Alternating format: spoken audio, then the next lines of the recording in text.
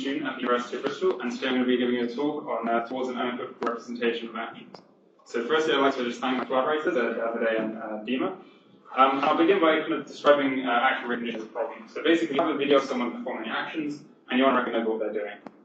The standard approaches use verb-noun labels, and specifically they have a closed vocabulary in both verbs and nouns. So generally, to describe an entire data set, you probably only have 10 to 12 different verbs to choose from. And one of the questions is this: what do the models really learn with closed vocabulary, as well as this verb-noun thing? So if you have an action which is cut carrot, you have an action which is cut tomato, they're very similar in terms of what the motion looks like, what the user is doing. So it's likely just splitting on the object when the actions are very similar.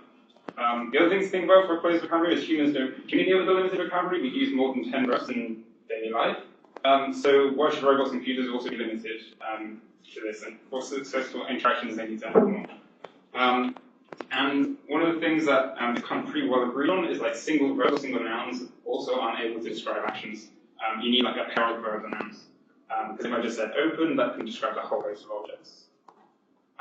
So we want to go towards an open vocabulary, but this leads to a problem with classification. So languages are very large and ambiguous, English especially. And you can see here there's 4 different videos on the right here, and they're all open actions. So they're all trying to open something. The top left is opening by cutting, top right opening by pushing, opening by turning, and then opening by turning and pulling. So they all share this common verb open. But when we go to an open vocabulary, or a much larger vocabulary, we get these overlaps. And this leads to kind of a high inter-class variance and a low inter-class variance. And that means that the standard model of classification just doesn't work. And we need to do something else about this. And so we thought about, can we do a verb-only labeling? The idea with, because actions can be very similar, like the cutting example above, do we really need the noun at all? Can we just describe the action with just verbs? And we know that a single verb isn't enough. And so we thought of the idea, can we just add more and more verbs in order to describe the action? And then this raises the question, how many verbs are enough to discriminate between actions? So if I say, imagine an action described by open, like I said, this is very generic, it could mean anything. If I add in pull, this kind of narrows it down somewhat, but it's still probably quite ambiguous as to what action we're talking about. If you think about slide, this now kind of gives you a more indication of what the action could be, and it turns out that this action was someone opening a drawer by pulling and sliding it towards them. Of course, we could go even further by just using more verbs like hold, grab, and touch, and these are specifics of what you do to do action. But at some point, there's some threshold which you can be pretty sure about what the action is that you're doing, and what the kind of motion looks like to complete that action.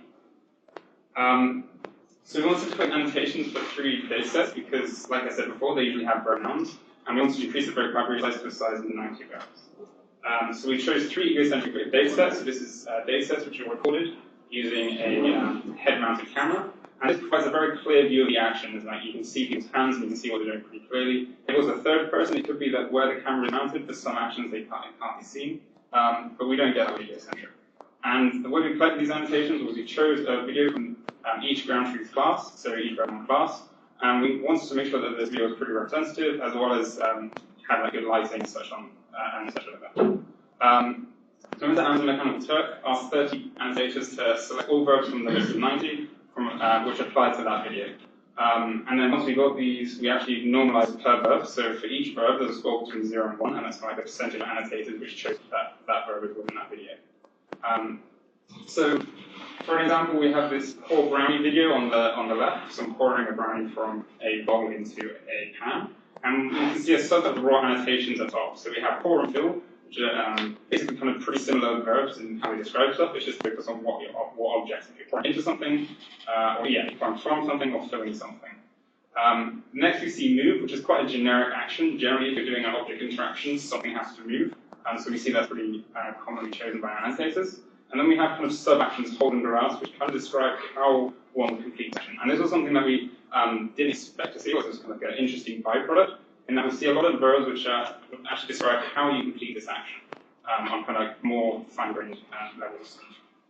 So we wanted to test 3 different labeling methods. The first is single label, just to kind of prove that one verb isn't enough. And we chose that by just doing the majority vote. So for this one, pour was chosen by the most annotators, therefore we just have pour as a one-hot vector. For multi-label, we just took a threshold for a binary vector. So we said, probably top 3 to 4, whatever threshold of importance, so we'll just use them. And this last one we wanted to do was a soft design multi-label. So we just used all the values that we got from annotators just to see what would happen, really. Expecting it to be able to learn some interesting things about kind of sub-actions and stuff like that. So to test this, we just used a state-of-the-art future network. And we had the exact same setup for all the different labeling methods, apart from the loss, which imported if it's a single label method or a multi-label method. And then I'll present some results now. There's some more in the process you're free to come later to see. I'll just present some of the more interesting ones. So one of the things that we can do is we have this distribution of the 90 verbs for each video, and we can kind of treat this as the outputs distribution as an embedding space, with each verb score representing a dimension in this embedding space. And one thing we want to do is test each labeling method on its own ground truth, or on different ground truths. Can these labeling methods generalize, and what are they really learning? So we can see that the single label method FL for dioid and on its own ground truth gets 0.85 MAP, ML on its own ground truth gets 0.95, and SAML, so soft design multi-label, on its own ground truth gets 0.92. So overall we see that multi-label seems to do the best on its own ground truth, but something interesting happens when we look on the other methods' ground truths. So for single label, we see that multi-label doesn't do very well. Because remember, it was given a binary vector, so it doesn't know which verb is more important. Each verb is given the same importance. However, for SAML, because they have, there's also multi-label, because we have these continuous values, it has embedded into this representation what verb is more important. And we actually see there's a very small drop between single label and the soft design multi-label. Similarly, for the multi-label ground truth, the single label doesn't do very well. It only knows about one verb, so it can't predict more than one. But again, we see that soft design multi-label seems pretty good at predicting the multi-label representation. Again, it knows more about more verbs, and it can predict them it predicts them in order because it has the rank, but it's pretty similar to what the ML prediction is as well. And finally, just to check, we just want to see if a single label model could be used to predict soft design multi-label, but we find that they can't work. And we can see that the average average precision, that the soft design multi-label does pretty well. So this is kind of quite a generalized way of understanding what's happening.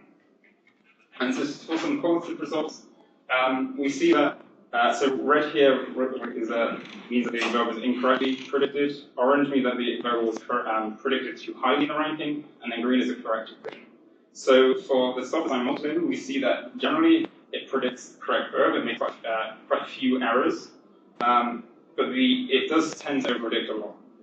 Compare this to a single label multi-label, which kind of predicts more incorrect verbs a lot of the time. So it seems like a soft design multi-label is able to correctly learn or understand what these verbs are. It just has sometimes trouble working out what are the more important ones. The question I raised earlier is how many verbs are required for retrieval. This is text to video retrieval, so given so many verbs, what was the mean average precision for each videos? And we can see that after the 3 to 4, it kind of tails off. The dataset middle CMU, in our representation, we don't actually temporarily localize where those verbs occur.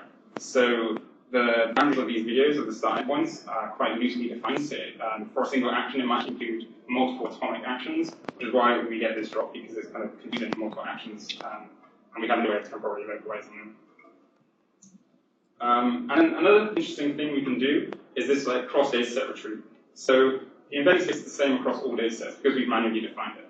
So we can actually do retrieval from all modalities. So for example, on the top left, we have a pull draw from one dataset, which is so the distribution is that the predicted distribution from that video, and then in the embedding space we find the closest textual representation of a different dataset, and then find the corresponding video that was the method predicted from. And we can see here that even though these two videos, they had very different verb noun labels, the pull draw and the freezer, they're very, very similar in the motion, and therefore in the embedding space they're very, very similar as well.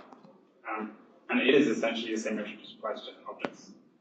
We also see that fill and pull, they're again the two sides of the same coin, and they're retrieved, or they occur very similarly in the embedding space. And then we also see that we are completely object agnostic, so stir, egg, and spoon. They're very similar as well. And then twist on cap and turn on burner. This might be a bit confusing, but if we think about the action, they're very similar in that you're rotating something. But they will be separable in that we have turn on and close as the two verbs that you could use to retrieve. These are a bit further apart in the embedding space than the other three, but I just included them to show that the actions are similar. So one of the things I really wanted to go into is like the benefits of this multi-verb representation, what can we do with it, why it goes towards the open vocabulary as well. And one of these benefits we see is we can choose how coarse or fine grained we wish to perform treatment. So the 6 videos on the left, excuse me, the 6 videos on the left, we've just put in the query of turn on, turn off, and we've retrieved these 6 videos. However, if we add an extra verb, such as rotate or press, we see we can actually differentiate between how we wish to view videos of turning on or turning off. So the top 2, we see someone turning on a tab by rotating, or turning off a tab by rotating, and the bottom we see someone turning off a tab by pressing. So this representation is actually able to differentiate between very fine-grained actions, if you wish. Whereas right now we cannot do this. The other thing we can do is some zero-shot learning. So zero-shot learning is when you want to predict on classes that you haven't seen a training time. Now, generally, you do this by having some outside semantic knowledge, maybe just textual knowledge. So you've read in a corpus, and you know what crack is in a corpus, but you haven't seen a visual representation of this, and you put it in. However, in this way, we can completely remove the verb crack. We can also completely remove the video of all instances of crack. And we can predict verbs, which kind of roughly describe crack here. And this is kind of similar to, say, your child asks you, what does crack mean? You don't say, oh, it's crack. You basically say, it's similar to opening, you can do for you tap, you transfer, and so on. So we see that the method actually predicts quite a few correct verbs from the ground truth, but it does kind of over-predict pour and shake, which is potentially kind of well explained because it doesn't know what crack is, so it's like trying to describe this as a combination of other verbs. We also tried with spray, as well as shared things, and with spray we see that it kind of doesn't do as well, and that's potentially a limitation, because even though we have an increased number of verbs, it's still kind of, in comparison to the number of verbs in English language, we have a very small set, we have 90 verbs, and it is our distribute, which I think is the closest thing to spray, and yeah, it kind of shows that you still need more verbs to be able to do this fully, but it's an interesting idea. Similarly, I don't have some results here, but what we can do is also do zero-shot on objects. And say with the cut tomato example, you've never seen someone cut a tomato, but you've seen someone cut a carrot. In that case, you can actually, find what you know what cut is because you're not tied to this object. So that's something else which you can look for. So yeah, in conclusion, we found that kind of using multiple verbs allows for like generalization and understanding, and also ensuring that your model is actually understanding what each verb means. And multiple verb labeling can allow for both fine and coarse-grained retrieval, and then using an open vocabulary provides a way to describe completely unknown actions. So yeah, thank you for listening. I have to take any questions now or later during the session by poster.